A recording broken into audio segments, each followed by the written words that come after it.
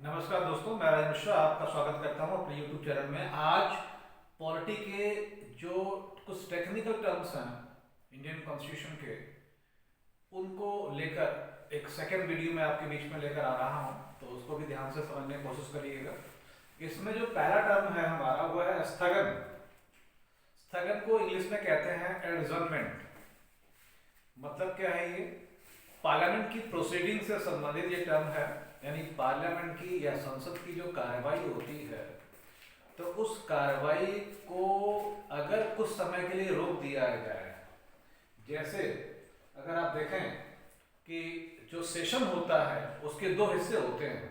जो first hour होता है सेशन का वह 11 to 1 होता है, और जो सेकेंड आवर होता है सेशन का वो होता है 2 to 6, यानी 2 बजे से लेकर 6 बजे तक।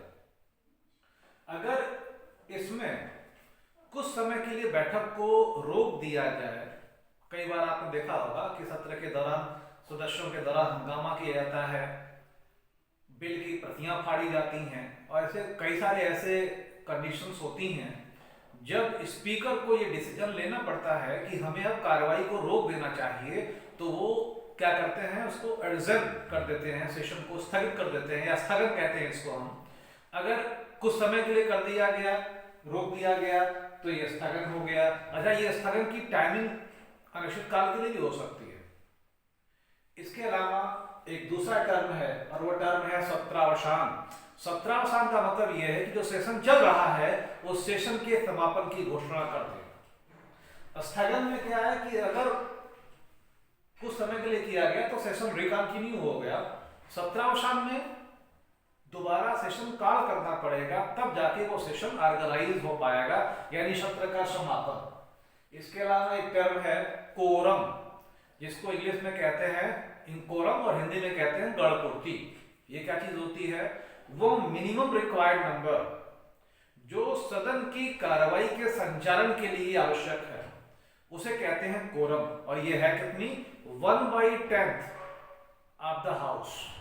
यानी जिस सदन में कार्रवाई चलनी है उसके 1/10 मेंबर अगर प्रेजेंट हैं तो ही सदन की प्रोसीडिंग आगे बढ़ेगी, अन्यथा प्रोसीडिंग नहीं चलेगी। तो ये जो मिनिमम रिक्वायर्ड नंबर है इसे कहते हैं कोरम या गणपूर्ति संख्या, और ये होती है 1/10। ये स्टेट असेंबली का हो, पार्लियामेंट के दोनों हाउसेस का हो, हर जगह ये रूल कोरम के संदर्भ में लागू है। तो ये टर्म हो गया कोरम। इसके अलावा एक टर्म है पार्लियामेंट की प्रोसीडिंग में या पार्लियामेंट से संबंधित टेक्निकल टर्म, जिसे कहते हैं निंदा प्रस्ताव। मोशन ऑफ सेंस्योर इसको इंग्लिश में कहते हैं। निंदा प्रस्ताव क्या है? देखिए, मंत्री परिषद के किसी मंत्री के विरुद्ध या समूची मंत्री परिषद के विरुद्ध आरोप लगाते हुए लोकसभा के अंदर इस प्रस्ताव को लाया जा सकता है, लेकिन इस प्रस्ताव को स्वीकार करने के पहले, बहस के स्वीकार करने के पहले यह बताना आवश्यक होता है कि यह प्रस्ताव किस संदर्भ में लाया जा रहा है, और यहां पर सरकार के किसी एक मंत्री या संपूर्ण मंत्री परिषद के विरुद्ध यह होता है। अगर यह प्रस्ताव पास हो गया तो सरकार को त्यागपत्र देना होगा। यहां पर मेरे सरकार का जो टर्म है वह है एग्जीक्यूटिव बॉडी से, तो सरकार को रिजाइन करना होता है। तो ये निंदा प्रस्ताव है। इसके अलावा एक प्रस्ताव है अविश्वास प्रस्ताव, जिसको आपने सुना होगा, no confidence motion. No confidence motion में यह बताने की आवश्यकता नहीं है कि यह क्यों लाया जा रहा है, इसे भी लोकसभा में ही लाया जाएगा, और यह भी अगर पास हो गया तो एग्जीक्यूटिव बॉडी को यानी कार्यपालिका को या सरकार को रिजाइन करना होता है। अविश्वास प्रस्ताव का जो आधार है वो ये है कि जो वर्तमान सरकार चल रही है उसके पास मेजॉरिटी नहीं है, यानी वो मिनिमम रिक्वायर्ड नंबर जो होना चाहिए वो उसके पास नहीं है, और इसको चेक करने के लिए अपोजिशन के द्वारा इसकी मांग की जाती है। और अगर यह प्रस्ताव लाया गया और अगर यह प्रस्ताव पास हो गया तो सरकार को त्यागपत्र देना होता है। निंदा प्रस्ताव और अविश्वास प्रस्ताव में एक डिफरेंस है। डिफरेंस ये है कि निंदा प्रस्ताव में इलिगेशन लगाने होते हैं, लोकसभा स्वीकार करने के पहले ये बताना होता है कि ये क्यों है, क्या आरोप लगाए गए हैं। अविश्वास प्रस्ताव में ऐसा नहीं है। इसके अलावा एक है विश्वास प्रस्ताव, मोशन ऑफ कॉन्फिडेंस। ये स्वयं एग्जीक्यूटिव बॉडी यानी सरकार लेकर आती है लोकसभा में और वो इस पर वोटिंग कराती है, और ये शो करने के लिए कि हमारे पास पर्याप्त संख्या है सरकार में बने रहने के लिए। ये आपको पता होगा कि एग्जीक्यूटिव बॉडी बनी रहे यानी सरकार कंटिन्यू करे तो उसके लिए एक मिनिमम रिक्वायर्ड नंबर होता है, जिसे कहते हैं वोट ऑफ कॉन्फिडेंस यानी विश्वास मत। और इसी विश्वास मत को प्रूव करने के लिए कहा जाता है आफ्टर इलेक्शन।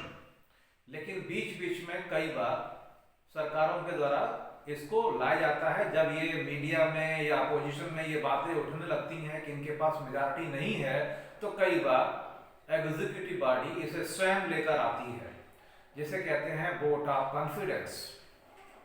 एक और टर्म है जो पार्लियामेंट के संदर्भ में यूज होता है, वो होता है लीडर ऑफ अपोजिशन, नेता प्रतिपक्ष। वैसे तो हमारे कॉन्स्टिट्यूशन में इस टर्म का कोई इंपॉर्टेंस नहीं है क्योंकि ये टर्म मेंशन ही नहीं है, लेकिन एक रूल के द्वारा, एक लॉ के द्वारा इसे बनाया गया। और इसमें यह है कि अपोजिशन की वो पार्टी जिसके पास 1/10 ऑफ दैट हाउस यानी उस सदन के सदस्यों की संख्या का 1/10 मतलब 1/10 सीट है उसके पास। जैसे लोकसभा की अगर बात करें तो लोकसभा के 1/10 सदस्य उस पार्टी से हैं, तो उस पार्टी के लीडर को, जिसे वो पार्टी ऑथराइज करती है, स्पीकर के द्वारा नेता प्रतिपक्ष यानी लीडर ऑफ अपोजिशन की उपाधि दी जाती है, पद दिया जाता है। कई जगह अपॉइंटमेंट्स में इनका रोल होता है, यानी नियुक्ति में कई जगह ये कार्य करते हैं। जैसे मानवाधिकार आयोग के मेंबर्स की जब नियुक्ति होती है तो उसमें जो अपॉइंटमेंट जो कमेटी है जो प्रेसिडेंट को एडवाइस करती है, तो उस कमेटी में भी लीडर ऑफ अपोजिशन होते हैं। ऐसे कई सारे पद हैं जहां पर नियुक्ति में लीडर ऑफ अपोजिशन का भी इंपॉर्टेंस है। एक चीज और भी, अगर मान लीजिए 2 पार्टी हैं और 2 या 3 पार्टियां हैं या 2 पार्टी मान लीजिए जिनके पास 1/10 या उससे ज्यादा की संख्या है, तो लीडर ऑफ अपोजिशन कौन होगा? क्या दोनों को दिया जाएगा या केवल एक को दिया जाएगा? तो एक को ही दिया जाएगा। अब इसमें यह होगा कि जिसके पास संख्या ज्यादा होगी, अगर मान लीजिए इसमें कांग्रेस है और कोई और पार्टी है और इन दोनों के पास अगर वो मिनिमम जो रिक्वायर्ड नंबर, हालांकि 2 बार से, यानी अगर देखा जाए तो 2014 के बाद से कोई भी ऐसी पार्टी नहीं है जो 1/10 अपोजिशन की हो और वो 1/10 सीट वो जीत पा रही हो लोकसभा की। लेकिन अगर कोई ऐसी पार्टी है जो जीतती है तो 2 पार्टियों के अगर 1/10 या उससे ज्यादा हैं, तो जिसकी संख्या सबसे ज्यादा होगी जिसके पास, उसको लीडर ऑफ अपोजिशन, उस पार्टी के नेता को लीडर ऑफ अपोजिशन की टाइटल दी जाए। तो ये कुछ टर्म्स थे जो पार्लियामेंट की प्रोसीडिंग से संबंधित थे, जिनको समझाने की मैंने कोशिश की है। वैसे और भी कई सारे ऐसे टर्म्स हैं जो यूज होते रहते हैं। एक टर्म है बुलेटिन, आपने सुना होगा। बुलेटिन टर्म तब यूज करते हैं जब प्रोसीडिंग चल रही हो और किसी इशू पर डिस्कशन चल रहा हो और उसे वहीं पर रोक कर समाप्त कर देने की बात हो, तो उसके लिए बुलेटिन टर्म को यूज करते हैं। और इसके बाद समय समय पर मैं आपके बीच में ऐसे कुछ और वीडियो बना के आता रहूँगा। और अगर आपको ये समझ में आ रहा हो और बेहतर लगे तो आप मेरे चैनल को सब्सक्राइब करिए, लाइक करिए, शेयर करिए।